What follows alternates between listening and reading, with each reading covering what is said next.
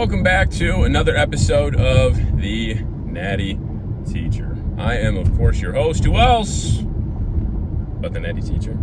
And today, we got our second push day of the week. Now, last week, I accidentally put this in the title as push A for this exact same workout. That was my bad. It's push B.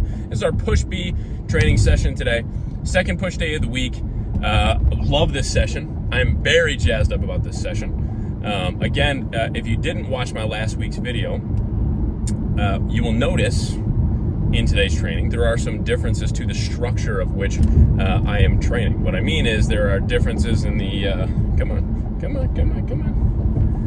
there are differences in the order in which I'm completing the exercises that I'm doing. Okay, what I mean by that is that I am starting with a dumbbell side lateral. Okay, not in both sessions. In my first push session of the week, it's a machine side lateral. Then we're going on to a pec deck. Pec deck I do run twice per week. I actually really am connecting well with the pec deck as of late. So I've been running that as like my fly movement the past twice a week for the past week or so. Been really digging it. So we're going to keep running that. Then throwing it into an old school movement, some incline dumbbell press. Okay. And then after that, we'll have our flat machine press, then some triceps. And then today we do have a little bit of calves as well. Some either toe press or seated calf raise, one of the two. And then we have some abs as well, probably in the form of rope crunches today. So for the abs. So yeah, that's about it, man. So I'll be to the gym a few minutes before 3 o'clock. I'm gonna guess that I'll be out of the gym at today, maybe 4:45, maybe 5 at the latest. Something like that. We'll see. Had some crappy sleep last night, man. It wasn't, the sleep itself wasn't bad.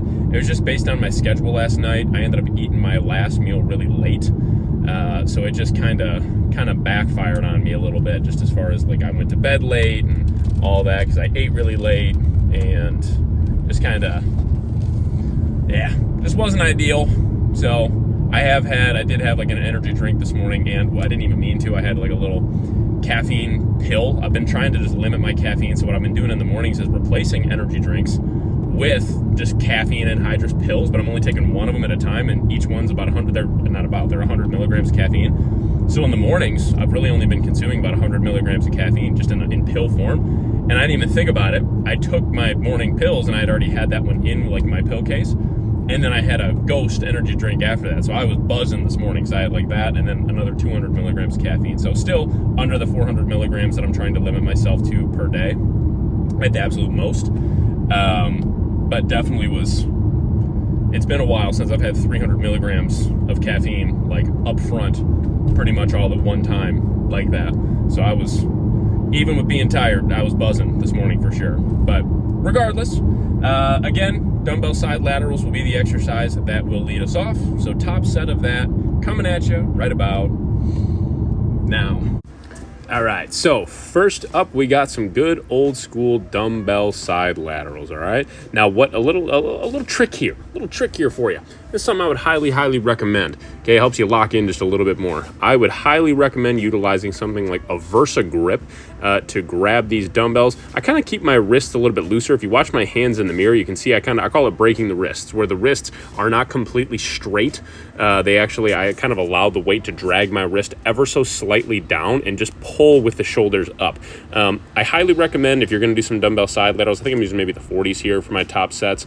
I think I did 3 working sets with the 40s. I would keep them all between, if you can, that 8 to 15 rep range or so. I don't think you need to do sets of 30 before moving into bigger movements, but keeping everything in between that 8 to 12, 8 to 15 rep range for these kind of movements, I think is kind of the sweet spot. At least it is for me. If you want to go a little higher or a little lower, hey, more power to you.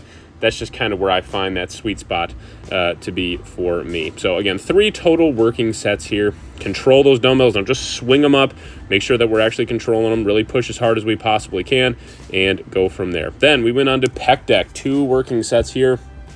Again, getting that nice stretch, nice control, and bringing those handles dang close together. Maybe not all the way, but dang close. Okay, getting that nice full squeeze, keeping that chest nice and pushed forward and elevated up. We are opening that chest nice and up, opening that chest up and really stretching those chest fibers out and getting that nice hard squeeze. Gotta love it, man. I love the pec deck. It has become by far my favorite, most consistent fly-based movement here. This is one that will absolutely still be in my next training block, which next week's videos you guys will actually see, because this is my last week of this training block. So I'm currently filming. I'm in my last workout of my first heavy training block of my new training cycle, and I really enjoy it so far. So I'm excited to show you guys that in the coming weeks as we put more content out. So felt really good. 2 working sets here. Get that chest primed up and ready to rock for our compound movements, which will be coming up here in just a moment. We got some incline dumbbell press. Okay, so again, keep that chest nice and open, nice full stretch. Then moving on to some incline dumbbell press. I will say one of my compound movements in my next push B training session, and I ran it this week, went really well, was actually able to add a rep to this angle, so that was cool, is a low incline dumbbell press. We actually have the seat positioning a little bit lower and also the back pad positioning a little bit lower as well, matching a low incline angle. So felt really good. Again, I would highly recommend keeping everything in that 8 to 12 rep range. Bring those dumbbells all the way down, touch the chest, come to a complete soft pause if you can, and go from there. Don't just bounce the dumbbells off your chest, and make sure you're actually getting those dumbbells at least parallel down, if not a little bit lower. Really emphasize that good, hard, full stretch, nice control, and don't throw the dumbbells on the floor, man. Come on. Then we have some flat machine press. Again, same kind of concept here, really emphasizing that stretch, keeping that, if you notice, if you watch my chest during any chest movement I do, my chest is really very much so pushed forward and elevated ever so slightly. I'm really trying to keep my chest out in front of me, not trying to cave my chest in.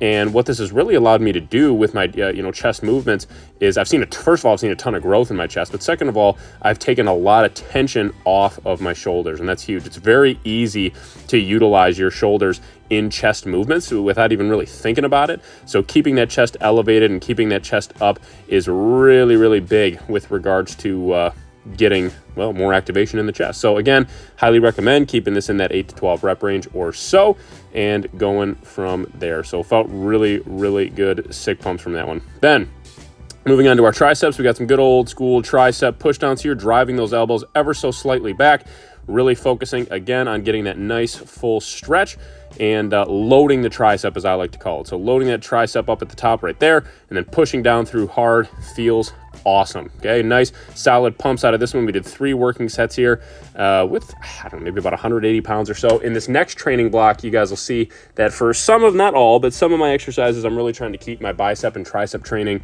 kind of on the low end in that 10 to 12 rep range. There's a few sets I've done this week that were closer to 8, but for the most part, I'm really trying to keep everything closer to at least that 10 to 12 rep range or so. So again, 3 working sets here. Then we did 2 working sets of some overhead cable extensions here.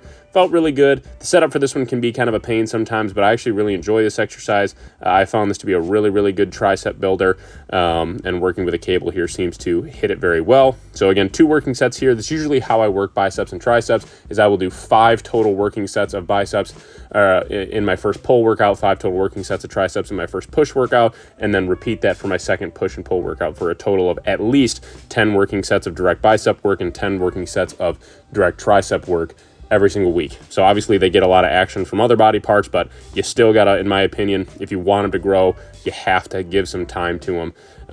It's funny, I find training arms is actually probably my least favorite thing to train. Back in the day, that would be completely the opposite, but nowadays, it's probably my least favorite thing to train. So again, 2 working sets here, and that closed us out for that part of the session. Push B session in the books, man.